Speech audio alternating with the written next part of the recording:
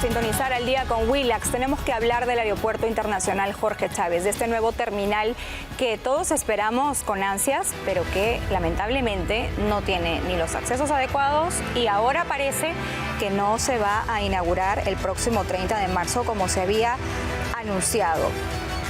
A 19 días para concluir la fecha límite de entrega del nuevo aeropuerto internacional, este aún no tiene una fecha de inauguración. El Ministerio de Transportes y Comunicaciones informó que este jueves van a concluir las pruebas y tras ello se podrá evaluar el correcto funcionamiento del terminal aéreo e identificar oportunidades de mejora o correcciones necesarias antes de su apertura, prevista para el próximo 30 de marzo, como les comento. Tras finalizar estas pruebas, el MTC va a emitir un pronunciamiento para conocer los resultados de esta evaluación y recién en ese momento se va a poder determinar la fecha de la inauguración. En suspenso, entonces, y todo haría indicar que una vez más la fecha de inauguración va a ser movida y no se va a respetar lo anunciado para el 30 de marzo.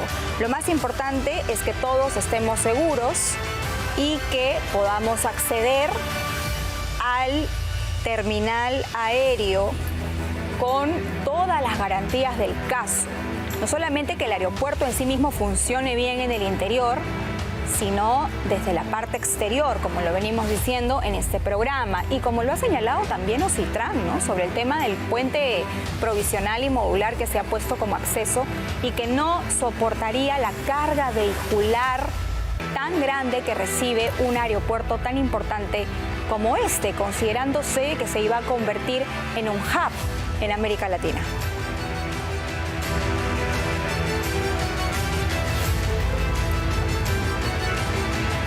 Bueno, y este sábado el Instituto de la Libertad y Acción para el Desarrollo ha presentado una conferencia, Progresismo en Crisis. Tenemos los detalles. Fue una conferencia contestataria. El Instituto de Libertad y Acción para el Desarrollo, ILAD, junto a dos voces contrarrevolucionarias. Hablamos del escritor y socio director de ILAD, Miklos Lucas, y Emmanuel Danan, el argentino más disruptivo de la llamada batalla cultural. Se está usando el poder del Estado para callarnos, para censurarnos, para obligarnos a decir mentiras o por lo menos a callar verdades, y no lo podemos permitir. Aprendamos a usar bien el lenguaje, expresémonos con claridad, no basta con órdenes ejecutivas, tenemos que dar el campo también en el campo lingüístico, en el campo político, no validar su lenguaje, combatirlo en las universidades, en los colegios. Un evento lleno de argumentos a favor de la vida, la familia, la libertad y el sentido común, enfocado también a desmantelar la llamada ideología de género.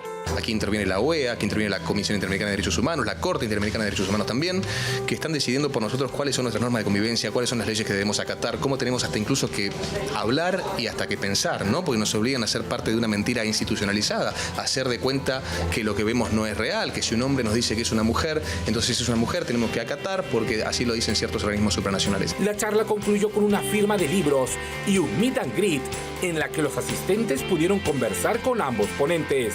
Oh, excelente, es una buena iniciativa para los jóvenes, para los adultos, ¿no? Porque estamos empezando pues una era en la que tenemos que alzar la voz, ¿no? Muy contentos, ¿no? Ha sido una excelente experiencia y nos vamos aprendiendo varias cosas también, ¿no? El evento tuvo una gran acogida, un hecho que fue celebrado por el también director de ILAD, Diego Acuña. Si queremos dar batalla cultural, que es un término que está muy a flor de piel en estos días, no solamente en Perú, sino en la región, en todo Occidente en realidad, empecemos por formarnos. Que la gente ya se esté tomando tiempo de su sábado, de su agenda para venir a ver y participar de esto, es un síntoma de que estamos por el camino adecuado. Lucas y Danan tienen un compromiso en la defensa de la verdad, por lo que tienen planeado seguir dando conferencias como esta. Su agenda incluye 2 fechas en El Salvador. Queridos amigos, ¿cómo están? Somos Emmanuel Danan y Miklos Lucas. Los invitamos a sumarse a la batalla cultural y a defender la verdad, pelear por las ideas que son justas y sensatas.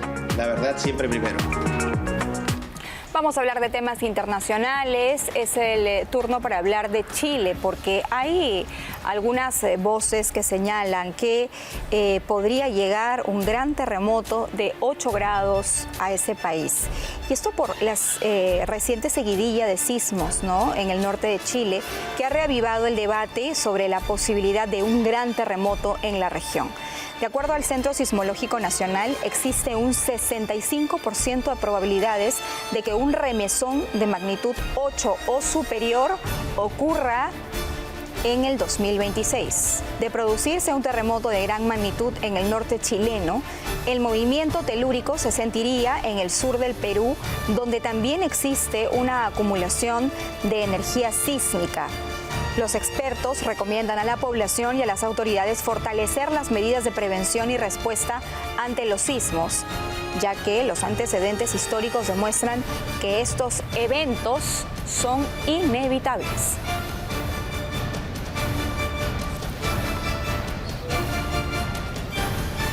Vamos con estas imágenes impactantes sobre un carguero que termina sufriendo un accidente con un petrolero, esto en el Mar del Norte. Hablamos del Reino Unido frente a las costas de Inglaterra. Había el peligro para 37 marineros. Estas imágenes han sido difundidas por los canales de televisión británicos.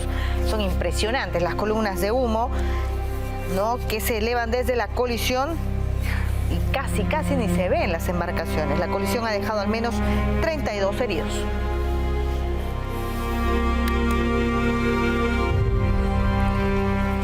Bueno, y la red social X sufrió una caída global. ¿Qué es lo que ha dicho Elon Musk al respecto? Él dice que se trató de un ciberataque masivo. El empresario también informó que su equipo se encuentra rastreando el origen del ciberataque y no ha ofrecido mayores detalles de lo sucedido. El 60% de los reportes indicaban problemas en la carga, el 26% señalaron fallas en la aplicación y finalmente el 14% de las personas señalaron conflictos de conexión con el servidor.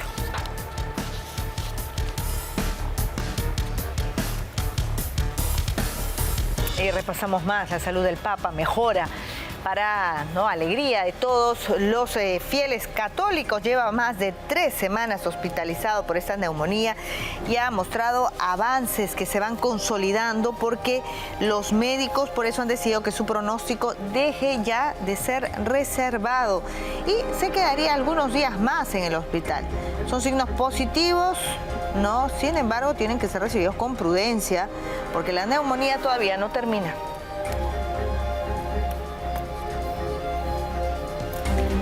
Bueno, ¿y qué ocurre cuando un atleta no participa en una competencia de buena fe y ataca decididamente a su contrincante? Bueno, esto ha ocurrido en Salamanca, en un evento deportivo.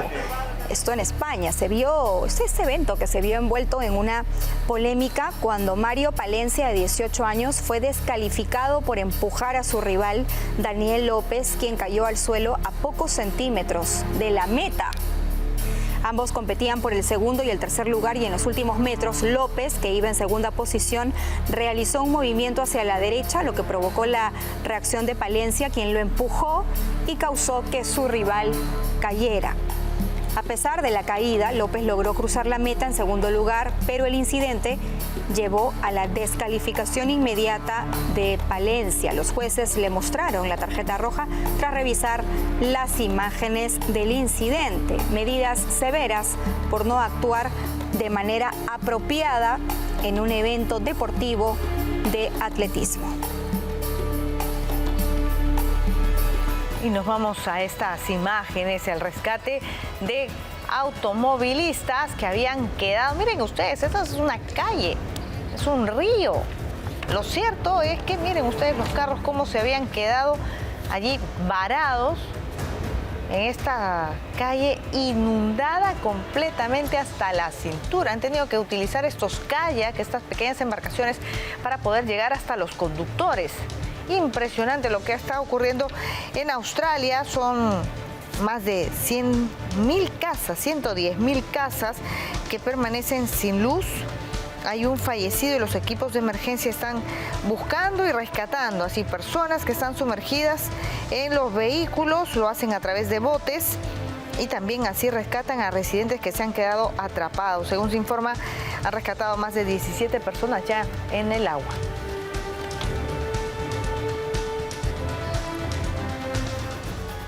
Regresamos al plano nacional para contarles que en Comas, el Colegio San Vicente se encuentra en la mira de las organizaciones criminales de extorsionadores. Ellos amenazan de muerte no solamente al director, sino también a los padres de familia. Están exigiendo el pago de 100.000 soles como concepto de cupos, algo a lo que el colegio no está accediendo, y ante el temor y el desamparo de parte de las autoridades han decidido que los chicos no hagan clases presenciales, sino que regresen a la virtualidad.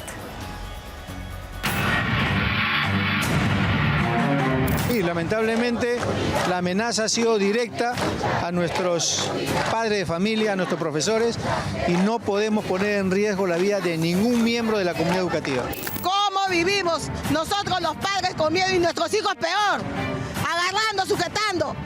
¿Cómo vamos a llegar hasta esto?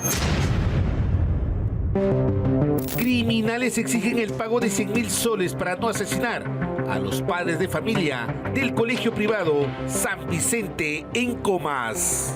Director del colegio San Vicente, ya te explotamos tu colegio y aún así sigues sin darme solución. Estás esperando que mate a un vigilante, un padre de familia o un profesor, dentro o fuera del colegio. A las 11:30 de la noche me pusieron un aparato pirotécnico acá en el colegio. La reunión terminó a las 6:30 y a las 11 de la noche me estaban colocando el aparato. Y al día siguiente me llega un mensaje a mi celular personal mencionando no nos gustan los padrinos, ¿no? Y pidiéndonos 100.000 soles. Los injertos del Cono Norte se han atribuido a los ataques y amenazas contra todo aquel que se encuentre en el centro educativo. Ante el peligro, la medida de urgencia fue suspender las clases presenciales de 1.200 alumnos para regresar a la virtualidad, como en la época de pandemia. Muy aparte de todo lo que está pasando, también afecta a nivel psicológico. ¿Por qué? Porque es un trauma todo lo que está pasando. Hay niños que han crecido desde el nivel inicial aquí y el no estar en su colegio es como una frustración total porque no pueden hacer nada, ni sus padres, ni nosotros, porque no estamos protegidos. La amenaza generó pánico entre los padres de familia, quienes realizaron un plantón en los exteriores del colegio para exigir garantías para sus hijos y profesores de la institución educativa. Nos sentimos frustrados, tanto profesores, padres de familia, estudiantes. Esta criminalidad se está normalizando en la sociedad y estamos cansados. Ya hemos afrontado el COVID. Lo hemos hecho desde las clases virtuales. Los profesores hemos sumado esfuerzos, pero no es posible normalizar esta situación. Yanina Miranda Lazo, presidenta de la Asociación de Promotores de Educación Inicial del Perú, en Al Día con Willax dejó una cifra alarmante de los colegios que han cerrado por extorsión. El tema de la criminalidad está avanzando de manera exponencial en nuestro país. Estamos hablando que hasta el 2024 terminamos con cierre de colegios privados con el número de 300 colegios. Ahora, 320 colegios es el equivalente a ¿qué cantidad de alumnos? Estamos hablando de más de 100.000 estudiantes. De acá salió humo. No, debe ser para acá. Los ataques, amenazas y las exigencias de pagos de los extorsionadores a los propietarios de colegios varía entre los 5.000 soles y 100.000. Están cansados de vivir esta triste y horrenda realidad.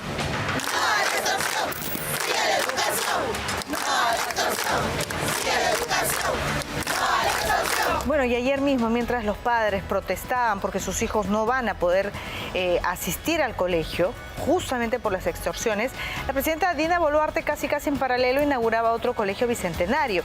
Se esperaba, ¿no?, que de acuerdo al contexto tan grave que hay de la inseguridad ciudadana que ahora afecta a los estudiantes, y ella va a inaugurar un colegio, se pronunciara al respecto. ¿Lo hizo o no? Vean.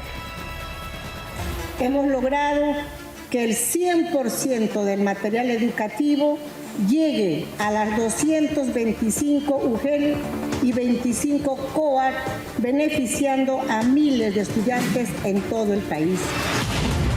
Durante la inauguración del Colegio Juan Velasco Alvarado, en el distrito de Comas, la presidenta Dina Boluarte dio un controvertido mensaje, un puñal doloroso, para los magos de las grandes consultorías en gobiernos anteriores.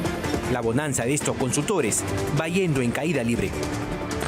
Construimos colegios en menos de un año, sin robarle un solo sol al pueblo peruano, sin pagar consultorías que quedaban en anaqueles con millones y millones de presupuesto y sin pagar asesorías millonarias.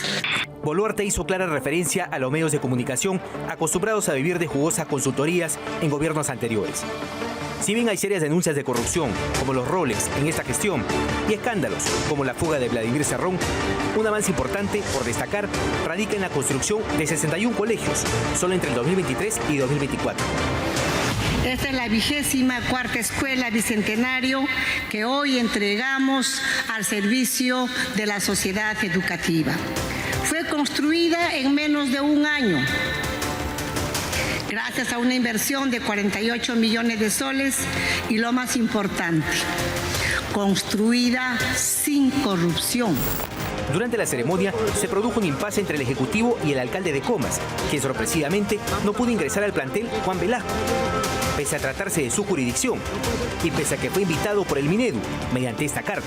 Según Comex y el propio Ministerio de Educación, Lima y Cajamarca cerraron el 2024 con una brecha de 19.000 y 15.000 millones, respectivamente. En cuanto a colegios deteriorados, Boluarte aseguró que el 100% del material educativo llegó a las escuelas, estadísticas que la Contraloría tendrá que certificar a su tiempo. Es importante la construcción de escuelas, sin duda, pero también es importante que los niños puedan ir a las escuelas. Y en este momento no pueden. Los niños del Colegio San Vicente de Comas, precisamente, donde la presidenta inauguró ese colegio bicentenario. Y no pueden ir por el tema de la inseguridad ciudadana, porque si van, los padres de familia tienen temor de que les metan un bombazo en la puerta. ¿Quiénes? Los extorsionadores, que empezaron atacando a los transportistas, luego a los bodegueros y ahora esto se ha trasladado a los colegios a nivel nacional. Ayer presentábamos aquí que son más de 300 colegios los que han tenido que cerrar, colegios particulares, porque están sumamente atemorizados por la cantidad de extorsiones que reciben. Entonces hay que tener una mirada integral de lo que está sucediendo en el país y de la problemática que hay que afrontar. Tenemos ahora que hablar del alcalde de Lima, el señor Rafael López Aliaga. Está pidiendo que se aceleren los procesos para que se cancelen los cobros de peajes en las casetas de la zona de Lima Sur. Instó a la justicia a eliminar los peajes de Lima Sur. El alcalde de Lima, Rafael López Aliaga, anunció que esta semana el Poder Judicial deberá pronunciarse respecto a la situación de los contratos de peajes en la zona sur de Lima. Hay una señora jueza de Lima Sur, constitucional, que tiene en sus manos acciones constitucionales tipo habeas corpus, acciones de amparo, que resolver. Ya lleva varios meses y no resuelve, ¿no? Señaló que se trata de acuerdos manchados de corrupción que le cuesta dinero a 1 millón de limeños de distritos como Lurín y Pachacamac. En esa línea, recordó la situación legal de la exalcaldesa de Lima, Susana Villarán. Son fruto de corrupción, a igual razón, igual derecho. Si en Lima Norte se suspendieron los peajes, en Lima Sur también. No, hay mucha gente pobre, ¿eh? Mucha gente en la parte de atrás de Pachacamac, en la parte de Lurín atrás. Más de 1 millón hermanos nuestros que no tienen comida, que no tienen agua, ¿no? Están sufriendo y no es justo que estén pagando peaje. Dijo además que está pendiente una sentencia a cargo del juez Jorge Chávez Tamariz sobre un pedido de suspensión de los peajes en la zona de circunvalación. Ese peaje también el señor Chávez Tamariz nos prometió para antes de Navidad del año pasado sacar una resolución. No la ha sacado todavía, es una cautelar pedida por el fiscal Pérez, anticorrupción, que tampoco estamos esperando. Ya pasó diciembre, enero, febrero, marzo. López Aliaga aseguró que ha superado sus diferencias con el alcalde de Surco, Carlos Brus, respecto a la construcción de la vía expresa sur y se comprometió a inaugurar junto a él dicha obra para antes del 28 de julio. Miren, en política pasan cosas, pero hay que pasar la página, porque por medio está el bienestar del pueblo. Para los surcanos es una muy buena obra y aquí al alcalde le digo que cualquier cosa que podamos hacer para acelerar esa obra, que cuente con Surco. Vamos a inaugurarlo juntos, ¿ya? Para tu tranquilidad. ¿Cuándo podríamos inaugurar? Antes del 28 de julio. Ambas Las autoridades participaron de la apertura de la vía auxiliar de la Panamericana Sur en su extensión desde las avenidas El Derby hasta Javier Prado. Bueno, y una resolución del Tribunal Constitucional. Se han venido abajo varios procesos express que habían sido aprobados por la Junta Nacional de Justicia. ¿Cuáles son? ¿A quiénes benefician? Vamos a verlo en la siguiente nota. Fíjate que yo inicié la acción de amparo hace casi 4 años y recién ojalá salga. En cambio, la señora Zoraida Ábalos en 3 meses tuvo listo su proceso y lo concluyeron y lo repusieron. El Tribunal Constitucional tuvo un fallo histórico. Acabó con la validez del cuestionado proceso express de sanciones de la Junta Nacional de Justicia. Un proceso usado con doble rasero. Mano blanda para los amigos y mano dura y veloz si se trataba de los no afines. Para Willax Noticias habla Tomás Aladino Gálvez, uno de los fiscales supremos, que fue sancionado con la modalidad express inventada por Aldo Vázquez. Alega que lo sancionaron sin considerar los elementos de prueba que presentó y todo empeoró cuando ingresó a cuidados intensivos. Yo he sido el primer magistrado a quien se le inició ese proceso inmediato y a quien han destituido en primer lugar justamente cuando yo estaba en UCI porque me contagié de COVID. Ese procedimiento realmente desbordaba la ley y en consecuencia los casos en los que se aplicó ese procedimiento inmediato quedan nulos de pleno derecho y será solamente que cada uno de los interesados solicite la acción correspondiente para su reincorporación o en todo caso para que se tome la decisión que corresponda. Pasaron 4 años y su acción de amparo todavía no se resuelve en el TC, pero con este nuevo fallo del caso Aldo Figueroa, Gálvez tendrá que decidir: soñar con la Fiscalía de la Nación o competir en la carrera rumbo a Palacio de Gobierno. Yo soy el presidente del Partido Peruanos Unidos Somos Libres, que ya hemos consolidado una alianza con el doctor Macé, con el Partido Federal, pero si demora, sale julio, agosto, si no lo han sacado en 4 años, que demoren 1 año más, no sería novedad, de tal forma que continuaríamos con esta propuesta de la candidatura presidencial, que tenemos bastante aceptación realmente, no pensaba siquiera. Hay más magistrados favorecidos por el TC con este fallo, como la presidenta del Poder Judicial, Yanek Tello, y de no ser por el obstáculo de la edad, Pedro Cháverri y el juez Víctor Ticona también estarían de vuelta en la Fiscalía. Respecto al caso de la fiscal Patricia Benavides, Wilber Medina comenta lo siguiente. Porque creo que ella fue objeto de una cautelar. En 6 días la suspendieron en el cargo y luego le aplicaron el proceso sancionador de destitución, pero bajo las reglas del proceso ordinario. Por lo tanto, su destitución no sería nula. Medina agrega que esta sentencia pone en serios aprietos a los exmiembros de la Junta Nacional de Justicia como Aldo Vázquez. Se insta a la nueva Junta a tomar acciones legales. Y que deben ser objeto de denuncia constitucional por los delitos de prevaricato y abuso de autoridad. Pero bajo el proceso ordinario, podría seguir siendo investigado por los audios con Walter Ríos y su amistad con el empresario Mario Mendoza. No obstante, todos los procesos deberían tener todas las garantías, así le duela a los caviares. Y yo tenía que ser fiscal de la Nación. Era el fiscal con más ascendencia, con más formación y con más autoridad en el Ministerio Público. Por eso me sacan. ¿Por qué me sacan exactamente? Porque yo denuncio, pido que se investigue debidamente a Vizcarra. Tomás Gálvez tiene la convicción de impulsar cambios en cuestionados operadores de justicia, sin importar su futura función pública. Es un deber quitar el poder a los que han contaminado el rol sagrado de los fiscales, convirtiéndose en vasallos de Odebrecht. Bueno, el día de ayer el programa de Milagros Leiva reveló que existía un proyecto de denuncia constitucional contra Pablo Sánchez que nunca vio la luz.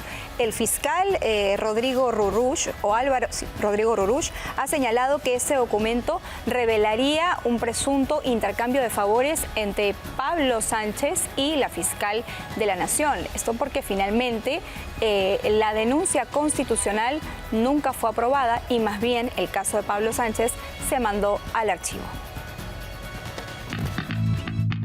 Denuncia a Delia Espinosa de haber presuntamente comprado el voto de Pablo Sánchez para convertirse en fiscal de la nación. Un supuesto favor a cambio de archivar una denuncia en su contra por haber intervenido en la diligencia fiscal que se desarrolló en la sede del IDL. El voto que habría realizado Pablo Sánchez para que Delia Espinosa sea fiscal de la nación, al parecer habría sido pues este beneficio de que se ha archivado todos sus procesos de Pablo Sánchez Velarde. Milagros Leiva entrevista tuvo acceso en exclusiva a las 54 páginas de un proyecto de denuncia constitucional en contra de Sánchez Velarde que lo acusaba de obstrucción a la justicia por haber llamado al entonces fiscal Álvaro Rurush para que abortara la diligencia que encabezaba en las oficinas del instituto de su amigo Gustavo Gorriti. El investigado Sánchez, en su condición de fiscal de la Nación, máxima autoridad del Ministerio Público, habría utilizado dicho cargo para tener el dominio de la situación, creando un estado de obediencia en su subordinado. Un documento que demostraría que, pese a lo dicho por la fiscal de la Nación, sí existían elementos para acusar a Sánchez. Esta modalidad de constreñimiento debe ser visto desde una perspectiva abstracta generada por el investigado Pablo Sánchez. La situación en sí lo coloca a Ruruch en una posición de sometimiento que doblega su voluntad, lo que habría provocado que acepte las indicaciones. Para Álvaro Rurush, el receptor de aquella llamada, esto revela algo sumamente grave. Esto es un elemento de convicción gravísimo que acredita el presunto delito de cohecho. Eso, al parecer, ha sido el beneficio de Pablo Sánchez para que vote a favor de Delia Espinosa para que ésta sea elegida fiscal de la nación. Incluso asegura que puede ser un elemento contundente para iniciar un proceso en contra de Espinosa Valenzuela. Porque ha atentado contra el principio de objetividad, ha quebrantado el principio de objetividad que tiene el Ministerio Público. Ella debió argumentar en su disposición los motivos por los cuales ha archivado. Dentro del proyecto de denuncia constitucional que lleva el nombre del exfiscal transitorio Juan Villena, se da cuenta de dos llamadas que Gorriti hizo a Sánchez antes que éste decidiera comunicarse con Rurush para desautorizarlo. Por supuesto, es el fiscal de la nación. Y sobre todo cuando utiliza la frase, te estoy diciendo que suspendas inmediatamente o atente a las consecuencias. Eso es una gravísima intromisión. También se registra una visita del periodista al despacho fiscal 2 días después de esta vergonzosa escena.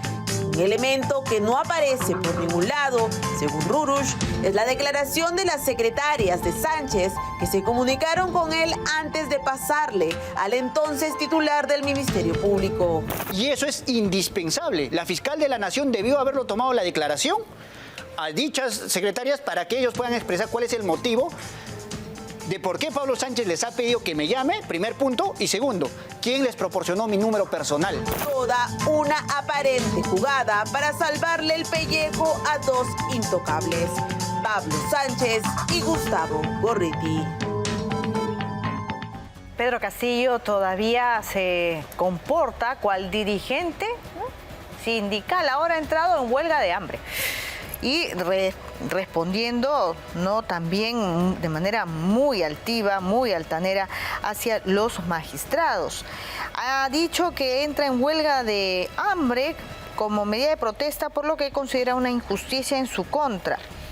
Ha dicho que hay un trato parcializado por parte del sistema de justicia y que la jueza que lleva su caso ya adelantó opinión, forzando el tipo penal de rebelión.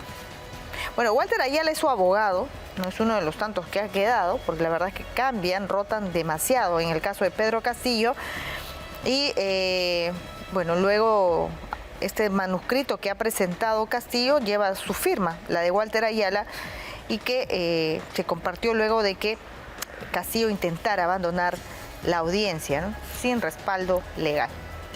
Bueno, ¿qué ha dicho el INPE sobre esta huelga de hambre anunciada por Pedro Castillo en medio de este juicio oral. Ha dicho que constituye una falta disciplinaria grave, por lo que se le va a iniciar un proceso administrativo disciplinario. Como consecuencia, será aislado en el penal de Barbadillo y se le van a suspender las visitas. Además, se le sometió a una evaluación por parte del área de salud del penal en la que se determinó que se encuentra estable, ¿no? Lo cierto es que desde que ha empezado este juicio oral, Pedro Castillo está utilizando las cámaras, la atención, las pantallas para tratar de defenderse de una manera que sin duda no lo ayuda en absoluto. Primero, intentando quebrar un proceso judicial, obstaculizando, diciendo que se va a retirar de la sala, que los jueces están parcializados, no aceptaba tener una defensa, ni siquiera la que le ponía el Estado, y ahora iniciando esta huelga de hambre. Todo va en la misma línea, ¿no? Llamar la atención. Vamos a hablar ahora de Juan José Santibáñez. Parece que esta reunión con congresistas, ¿no? Algunos han llamado este lobby, paseo con alfombra roja, poco más, de algunos parlamentarios en el Ministerio del Interior para recibirlo, reunirse con Santibáñez, tiene sus efectos inmediatos por lo pronto para la moción de censura, porque no procede. Lo han estirado, lo han dilatado, de tal manera que Susel Paredes no puede todavía conseguir la última firma que le falta. Ella dice que le envió la moción a 129 congresistas y solamente lo han firmado 32. ¿No? ¿Será que los demás sí están de acuerdo con la gestión de Santibáñez? ¿No? La seguridad es tal en nuestro país, ¿acaso para los congresistas que merece el respaldo al ministro del Interior? Por lo pronto, la moción de censura duerme el sueño de los justos. Tomando las mismas palabras que hizo referencia la señora fiscal y que dijo que el ministro había sido alertado por medios de comunicación o por las redes sociales que este allanamiento se iba a practicar, por tanto, se perdió el factor sorpresa. No, a mí han dicho que yo prácticamente impedido, señor. Y yo te hago la pregunta, si el factor sorpresa supuestamente se impidió, bueno, ¿para qué ya no? Eso solamente tiene una respuesta, show. ¿Usted cree que es un escándalo que hayan archivado la denuncia contra Pablo Sánchez por el caso de Gorriti y Rurush? Yo no solamente creo que es un escándalo, creo que es la comisión, para mí, desde el punto de vista legal, sí, la presunta comisión de un delito, y es un delito de encubrimiento, porque creo que para cualquier persona con dos dedos de frente, sin tener una formación jurídica, eso aquí y en la China es tráfico de influencias. ¿Y usted, en su opinión, es un encubrimiento de Delia a Pablo? Probablemente sí, pues porque no, es la que ha archivado, ¿no? Su presencia en el gabinete, señor Santibáñez, ¿no es un intercambio de favores con Adrián Sen? Es que no sería ninguno. O sea, yo te di chamba antes, ahora tú me das. No sería ninguno porque, como te repito, jamás hubo una contratación, no hubo un caso que manejáramos juntos, no hubo. Hubo el ofrecimiento. Solo hubo el video. Hubo el ofrecimiento de servicios, pero nadie lo contrató, o sea, nadie contrató ese servicio.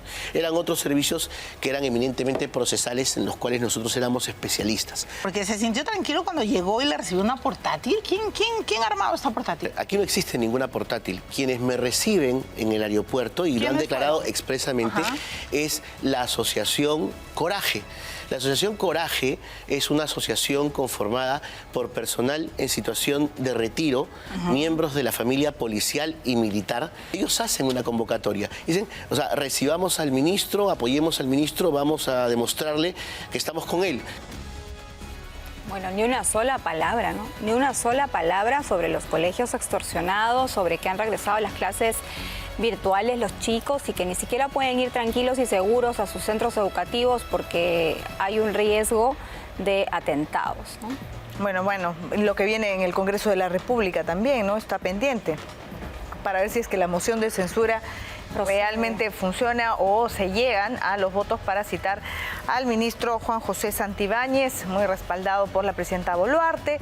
Niega haber sido socio de Adrián Sen, pero ahí está el espaldarazo. Vamos a seguir hablando de esto y más, son las 7:50, pero también Aldo Mariátegui tiene mucho que decir en Yo Caviar.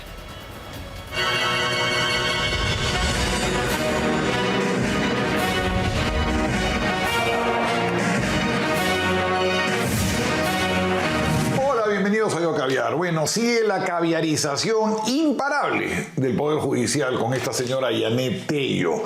No solamente Omar Cairo, usted lo conocen, este abogado que era vizcarrista y recaviar, y ahora ha entrado como jefa del gabinete de asesores nada menos que Susana Silva Hasenbach, que es caviarísima. Esta fue esposa del señor Zurliza, no digo que porque esté casada por Zurliza sea necesariamente caviar, pero estuvo casada con Zurliza, el de la Comisión de la Verdad, y ahora está con Gustavo Guerra García, el recordado a la abuelita de Piolín. ¿Se acuerdan que tenía esa vocecita que trabajaba con Susana Villarán? Entonces estamos caviarizándonos en el Poder Judicial. Y mandó una carta el expresidente Pedro Castillo en huelga de hambre. Miren, pues como 8 millones de retrasados mentales, no sé cómo llamarlo, votaron por este señor. Es decir, que da vergüenza ajena cuando lo ves ahí. Dices, ¿cómo ha podido llegar? Qué poco dice en nuestro país que este señor haya sido presidente. Después dicen que Perú va a ser una gran nación y que ni una gran nación si elige presidentes como estos. Pues tiene gente que vota por como este. No hay material humano, pues ¿cómo votan por este? Es impresionante, sigamos. Y no sabemos cuándo se va a inaugurar el aeropuerto Jorge Chávez, ¿no? Esta nueva versión del aeropuerto Jorge Chávez, que preocupa mucho que los puentes pues son provisionales. Según reveló Altaus, como pueden ver ahí en su última columna, el privado, como él llama a los operadores del aeropuerto, ofrecieron construir este puente.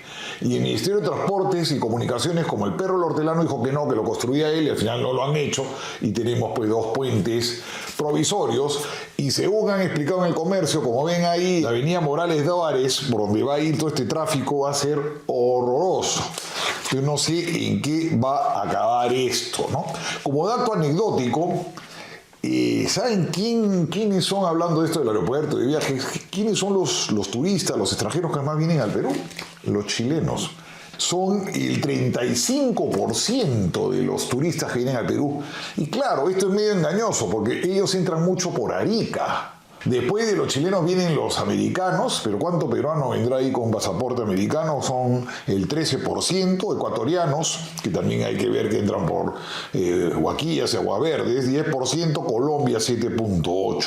Por Tacna entran 273.000 chilenos de los 582.000 que vienen al Perú. O sea que hay mucho que hacer con el tema del turismo con los chilenos. La historia de los aeropuertos en Lima es bastante curiosa y conversando mucha gente no la conoce, así que vamos a hablar de eso para cerrar el programa. El primer aeropuerto que tuvimos internacional fue Limatambo, donde ahora está el Ministerio del Interior, la urbanización Corpac, por eso se llama Corpac, por eso. Este aeropuerto fue inaugurado en el gobierno, entre el 45 y el 48 fue el gobierno de José Luis Bustamante y Rivero. Quedaba pues en esa parte de San Isidro, como alejada en ese momento de Lima. Todo era chacra alrededor. Yo de chico, yendo al colegio, he cruzado por ahí, todavía he visto chacra en San Borja, he visto vacas y ese tipo de cosas. Eso era chacra, pero ya pues el aeropuerto se fue quedando chico, no podían aterrizar los jets, necesitaban una pista más larga y se decidió hacer un nuevo aeropuerto, ¿no? Este nuevo aeropuerto sería el Jorge Chávez para reemplazar al de Corpac. El Jorge Chávez fue inaugurado no por Belaúnde, como cree mucha gente, sino por Manuel Prado en 1960, en octubre, el 29 de octubre de 1960. Se llamó Aeropuerto Internacional Lima Callao, no se llama Aeropuerto Internacional Jorge Chávez, ¿no? Lamentablemente pionero de la aviación, que lamentablemente fallecido pionero de la aviación, ¿no? Que cayó cruzando en Domosola, cruzó los Alpes él al comienzo del siglo XX y ya llegando el avión pues se le rompió, cayó y murió. Hoy en día hubiera salvado, pues tenía unas piernas rotas, no era tan serio. Jorge Chávez Darnell, le decidieron poner ese nombre y después se lo puso Belaúnde, porque Belaúnde inauguró esta vez ya con esa construcción tan bonita que tenía en esa época Jorge Chávez, lo inauguró el 30 de diciembre de 1965. Tenía una entrada en forma de B, la Torre Blanca, la torre y luego tú entrabas y podías, había una especie de espigón donde uno podía despedir a los que se iban del Perú, a los que estaban viajando o a los que llegaban, porque se podía ver directamente a la gente que bajaba del avión, ¿no? Empezaron a tirar droga por ahí, empezó a haber cosas raras y lo prohibieron.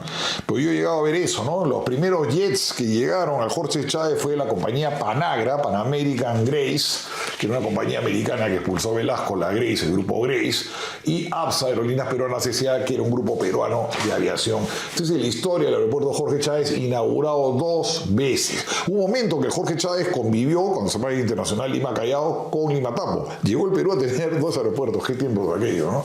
Cuando el país era otra cosa, mucho más ordenado. Y 11 meses nomás tardó Belaúnde la construcción de todas estas instalaciones que no tenía el aeropuerto inaugurado por Prado.